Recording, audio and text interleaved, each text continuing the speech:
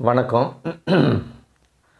அதாவது பிராணயாமம், மந்திரம் 2ல் எது சிறந்தது அப்படின்னு நம்ம பார்க்க போகிறோம்.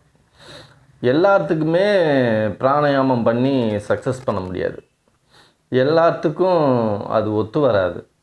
மந்திரங்கிறது யார் வேணாலும் பண்ணலாம். ஆனால் என்ன நுணுக்கம்னு கேட்டிங்கன்னா,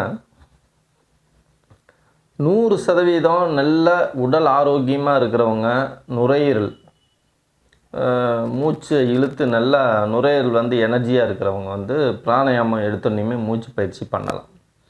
இந்த ஆஸ்துமா, சின்ன சின்ன நோய்கள், சளி அடிக்கடி பிடிச்சிக்குது, இந்த மாதிரி நபர்கள், அதுவும் இல்லாமல் இதயம் கொஞ்சம் பலவீனமாக இருக்கிறவங்க, இந்த மாதிரி ஆளுகள்லாம் பிராணாயாமம் செய்ய முடியாது. பிராணாயாமம் எல்லா காலத்துக்குமே உங்களுக்கு செஞ்சுக்கிட்டு இருக்க முடியாது. உதாரணமாக பார்த்தீங்கன்னா, மழை காலத்தில் நீங்கள் பிராணாயாமம் செய்ய முடியாது. பனி காலத்தில் நீங்கள் பிராணாயாமம் செய்ய முடியாது. பனி காலத்தில் வெளியில் வெட்ட வெளியில் காலையில் 3 மணிக்கு பிராணாயாமம் செய்யணும், மூச்சு பயிற்சி செஞ்சால் நல்லது அப்படின்லாம் சொல்லுவாங்க எல்லாருமே. ஆனால் செய்யவே முடியாது, அதுதான் உண்மை.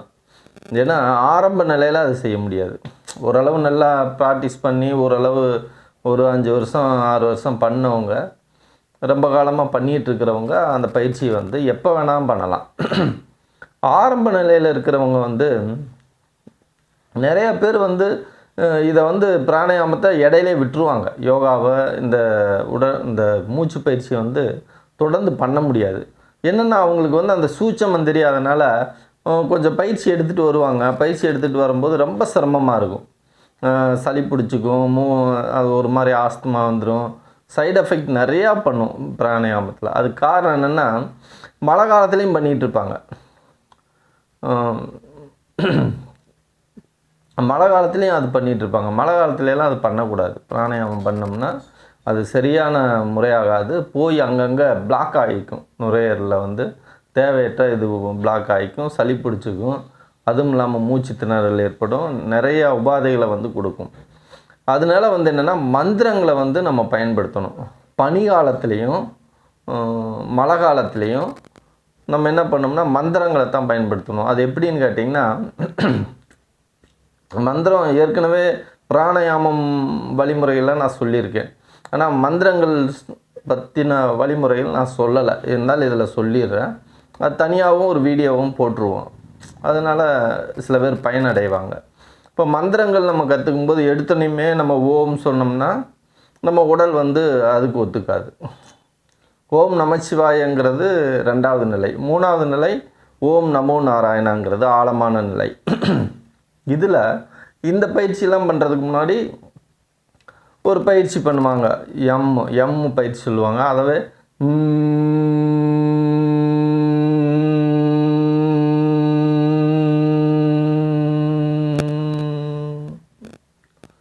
இந்த பயிற்சி பண்ணணும் ஃபஸ்ட்டு. இதுவும் இந்த மந்திரங்களை பண்ணணும். அதாவது குறிப்பிட்ட அளவு தான் பண்ணணும். உடம்பு ரொம்ப டயர்ட் ஆயிடுச்சு அப்படின்னா இதை பண்ணக்கூடாது. ஆனால் இது முதல் நிலை. இது ஆரம்ப நிலை பயிற்சி இது தான். அதுக்கு அடுத்தபடி தான் ஓம்.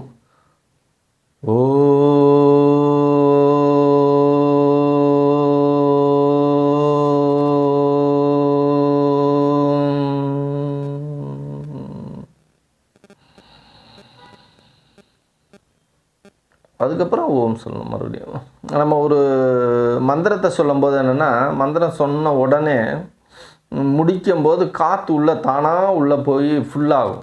அப்போ மந்திரம் ஒலிக்கும்போது காற்றெல்லாம் வெளியே வரும். அப்போ மந்திரங்கிறதே காற்று வெளியே வரும். அது என்னென்னா ரொம்ப நுணுக்கமான பகுதியில் இருக்கக்கூடிய விஷயங்கள்லாம் நல்லா ஆக்டிவேஷன் ஆகும் மந்திரத்தில். ஆனால் பிராணாயாமத்தில் அது கடினமாக செல்லை அமுத்தி காற்றை உள்ளே அமுக்கி அது உள்ளே ஊடுருவி பரவ வைக்கிறது தான் பிராணாயாமம். அது அதீதமான சக்தியை கொடுக்கும். காற்றை உள்ளே போய் தம் கட்டும் போதுன்னா உள்ளே வெடிச்சு, அதாவது வெடிச்சுங்கிறத விட அந்த நுனி ஆக்சிஜன் போய் பிளட்டோட கலக்கும் பார்த்தீங்களா, அந்த மாதிரி அதிகமாக ஆக்சிஜன் வந்து உள்ளே போகும். அதே சமயத்தில் பிராணாயாமத்தில் வந்து ரத்தம் வந்து ரொம்ப ஸ்பீடாக வந்து சுத்தம் செய்யும். மந்திரங்களில் வந்து ஸ்லோவாக இருக்கும். ஆனால் ஆரம்ப நிலைகளில் நம்ம மந்திரங்களை பயன்படுத்தினா தான் ஒரு நல்ல நிலைமைக்கு அது போக முடியும். பிராணாயாமங்கிறத விட மந்திரங்களை ஆரம்ப காலகட்டத்தில் நம்ம பண்ணிட்டு அதுக்கப்புறம் வர்றது ரொம்ப சிறந்தது. பிராணாயாமத்தை விட மந்திரங்கள் தான் ஆரம்பத்தில் சிறந்தது. ஃபஸ்ட்டு அது ஓம் ஓம் நம சிவாய, அதுக்கப்புறம் ஓம் நமோ நாராயணா. அது நம்ம வந்து மூச்சை உள்ளிழுக்காமல் செஞ்சோம்னா அது செய்யக்கூடாது. எப்பயுமே ஒரு மந்திரம் ஒரு தடவை ஒழித்த பிறகு ஓஞ்ச பிறகு சுவாசம் வந்து உள்ளே ஃபுல்லாகும். ஃபுல்லானதுக்கப்புறம் தான் மறுபடியும் மந்திரத்தை உபயோகிக்கணும். நான் ஒரு தடவை சொல்லிடுறேன், எல்லா மந்திரத்துக்கும் அதுதான். இப்போ பாருங்கள்,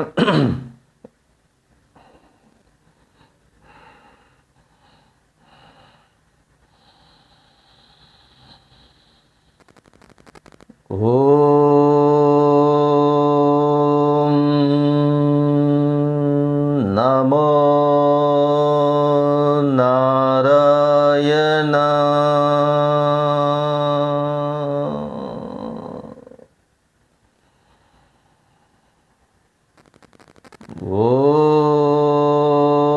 ஓம் நமோ நாராயணா. அப்போ ஃபுல்லாக காற்று வெளியே போன பிறகு மந்திரம் சொல்லும்போது காற்று ஃபுல்லாக உடம்புல விட்டு வெளியே போயிடும். அதுக்கப்புறம் சுவாசம் தானாக உள்ள நிரம்புனி மறுபடியும் ஆரம்பிக்கணும். இந்த மந்திரங்கள் எப்பயுமே வந்து இம்மு, ஓம், ஓம் நம சிவாய, ஓம் நமோ நாராயணா, இது 4 தான் வந்து பிராணாயாமத்தை இந்த நுரையீரலில் இந்த உடம்பை வந்து மிகப்பெரிய சக்தி பெறக்கூடிய லெவல். இது வந்து எடுத்தோன்னே ஒரு நாளைக்கு 1008 அந்த மாதிரிலாம் சொன்னிங்கன்னா ஹார்ட் பீட் ஏதாவது ஆகிடும். அதனால் வந்து ரொம்ப முக்கியமானது. எடுத்தோன்னே அதிகமாக செய்யக்கூடாது. நம்ம உடம்பு வந்து நமக்கே தெரியும், சொல்லும்போது ரொம்ப பிரச்சனையாக லைட்டாக பிரச்சனைன்னா நெஞ்சடைக்கும், ரொம்ப பிபி அதிகமாகும் சில பேர்த்துக்கு. இந்த மாதிரி உபாதைகள் இல்லாத அளவுக்கு ஒரு நாளைக்கு 16, அப்புறம் ஒரு 6 மாதம் கிரமிச்சு அதுக்கப்புறம் நீங்கள் கொஞ்சம் கொஞ்சமாக கூட்டிக்கலாம். முதல்ல 16 தான் செய்யணும். காலையில் 16, மதியம், இரவு, அப்படி 16 செஞ்சு அதை அதிகமாக வலிமைப்படுத்திக்கங்க. பிராணாயாமத்தை விட மந்திரம் தான் எல்லாத்துக்கும் உகந்த விஷயம் அப்படிங்கிறத புரிஞ்சுக்குங்க. நன்றி.